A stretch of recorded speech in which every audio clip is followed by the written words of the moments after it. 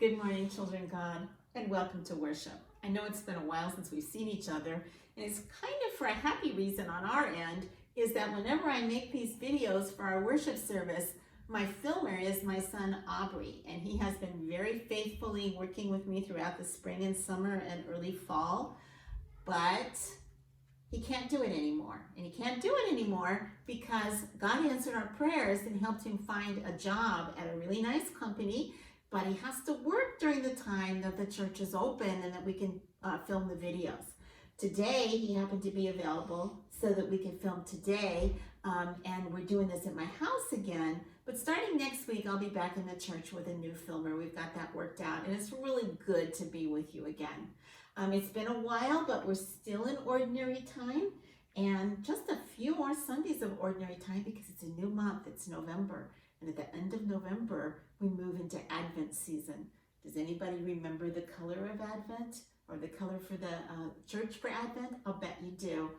If you don't remember, think about it, and maybe we'll talk about it next week when we have the church calendar available.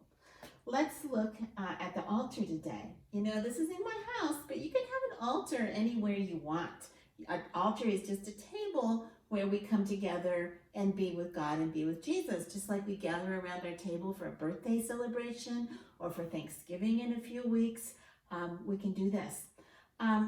We are getting ready for worship, but before that, I just wanted to say I hope you had a great Halloween, and I hope that you were able to get some candy, even though we might have done it a little differently than in past years. I'd be really interested to hear about your costumes, so tell me about them in the comments so that I can feel like I saw you, even though I didn't get to see you. If your parents have pictures and feel comfortable posting them, I'm sure everybody on the Facebook page would love to see your Halloween pictures too. But meanwhile, here we are now, the first Sunday of November, and this is a special Sunday in the church where we remember the people who have passed on in the previous year. And so if you have any loved ones that you've lost or anything, be sure and say a special prayer while I light the candle. And this candle reminds us that even though we might not be together, even though I'm not even in our church space filming, that Jesus can still be with us whenever we are together. Let me go ahead and light this candle. I used a few of the little figurines, little mugs that we have around the house because I teach about Christianity at the university. Sometimes people give me little pictures of monks or saints or little statues. And so I brought them around to represent our church family and the members of the church family that are with us in spirit, even though they can't be with us all together. Also, I have my Bible, and today's story is the end of the story of Elijah, and it comes to us out of the book of 2 Kings in the Old Testament. Also, our hymnal. That was my grandmother's hymnal, so I love it. I would just love to have it there with me.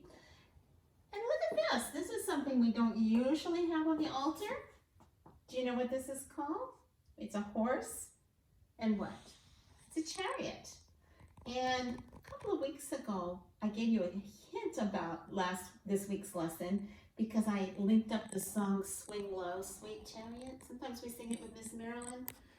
Today we're going to find out what that chariot has to do with the last bit of the story of our prophet Elijah. Well, we have sort of different figurines today to represent the prophet Elijah and his disciple or student, Elisha, sometimes called Elijah and Elisha, who was sent by God to help Elijah. But Elijah had been a prophet for a very long time, and he'd done so much work and been so faithful to God. And he hadn't actually had an easy time of it. We know that Ahab and Jezebel had been after him for most of his career as a prophet, and that he'd had to hide out in the home of the widow, and that he had to hide out in the wilderness. And throughout it all, he remained faithful to God. And as he came to the end of his life, God spoke to him again and let him know that his end was nearing. And he told Elisha that he would soon be taken from him. They didn't know quite what that meant, or how that would happen. Perhaps he thought he would die soon. But Elijah said, you know, it's becoming toward the end of my life, and I'm soon going to be leaving you. let's go down to the town of Bethel. Now that was a place that was special to both of them, and many, many things had happened there. When they got to Bethel, they were greeted by a company of 50 prophets who had also received word that Elijah would soon be taken away from them, that he would probably die soon is what they thought. And so they came to Elisha and they told him, did you know that your master is about to leave to die? We've heard this news.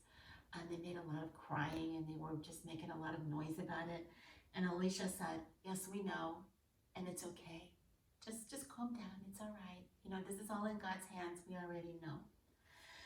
And so they were there, and then Elijah said, I think we should go to Jericho. I'm gonna go on alone and leave you with these prophets. And Elisha said, oh no, you're not. No, I'm not gonna be separated from you. As long as the Lord lives, I'll be with you. And of course, that's forever. So they went together to the town of Jericho. They got to Jericho, and the same thing happened. They were greeted by a crowd of 50 prophets from Jericho who came to Elisha and said, Elisha, bad news.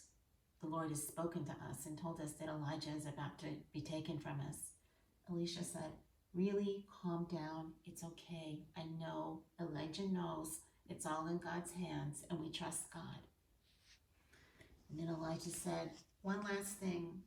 I would like to go down to the river Jordan. You can go ahead and stay in Jericho with these prophets, but I'm going to go down and meet God at Jericho, at the river Jordan. And Elisha said, you know, Elijah, I'm not going to let you go alone to the river. I'm going to go with you, and I will be with you until the end. And so that's what they did. They went down to the river. And as they got to the river, they were met by, guess what? A team of 50 more prophets who went through the same thing, warning them that Elijah would soon be taken away. And Elisha telling them again, it's really okay. We know it's in God's hands. And so Elijah at that point took off his mantle. And a mantle is kind of a cape-like coat that you would wear in the desert or anywhere where to keep warm. He took off his mantle and he rolled it up into kind of like a long stick thing, and he used it to bang on the river, dip it in the river, and when he did, the river parted and they were able to cross over the river on dry land. And so they went to the other side of the Jordan, and then the river water came back, and the other prophets were stuck over on this side.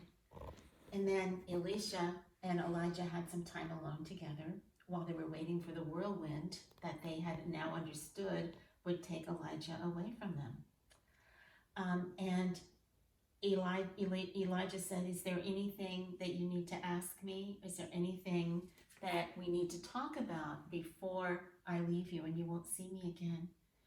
And Elisha said, I just want one thing, a double portion of the spirit of love and concern and caring and faithfulness that you've had all your life that's kept you close to God.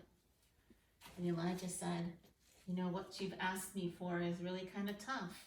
I'm not quite sure whether God would be able to grant that to you. He hasn't told me yet, but he has told me this. If you see me when I leave, it means that God will be able to grant that and you'll be a great prophet. If you don't see me when I'm taken away, that means that it won't happen. And so as he spoke, a chariot came down. Remember the chariot? It came down from heaven. The heavens opened up and the chariot came down. This wasn't an ordinary chariot. It was a chariot that was surrounded by wind, and it was a chariot made of fire. And that chariot of fire came down and scooped Elijah up into heaven, and he went back to be with God. He never died. He went straight to be with God. That only happens to the very greatest of prophets. And guess what? Elisha was able to see the whole thing, and he understood that that meant that God had answered Elijah's final prayer, and that it would be up to him now to be the prophet of the Lord for the people of Israel. the people on the other side of the Jordan came to Elisha and said, what happened? Well, first of all, he took Elijah's mantle that he had left behind, and he too was able to use it to cross over the Jordan on dry land. And when he got back, the other prophet said, where's Elijah? And he said, he's gone. And he said, shall we search for him? I mean, he's old in the desert alone. Elisha said, that's not where he is. He's gone to be with God. Well, Elisha has a lot of stories of his own, including what happened when he caught up with Queen Jezebel. But those are stories for another day. So we've learned a lot about Elijah and had a whole couple of weeks, almost 6 weeks, talking about this great prophet. And now we know what happened to him and how he became one of the very few people who never died. He never died. Okay. It's really time to say goodbye now. And so the last thing that we do at the end of our worship service is blow out our candle. And look who joined me today to blow out the candle. Can you wave at the kids, Brooklyn? That's my granddaughter, Brooklyn. Brooklyn, tell them what you were for Halloween. I'm going to be a vampire. A vampire, that's right. You were a vampire. Okay, let's have you go ahead and blow out the candle. Well, wait. Why do we blow out the candle? Because it reminds us of Jesus. That he goes with us, even though we're going to blow out the candle, he's still with us, even though our worship service is over. So, yeah, let's let Brooklyn go ahead and blow it out. Bye, everybody. Wave. Bye. See you.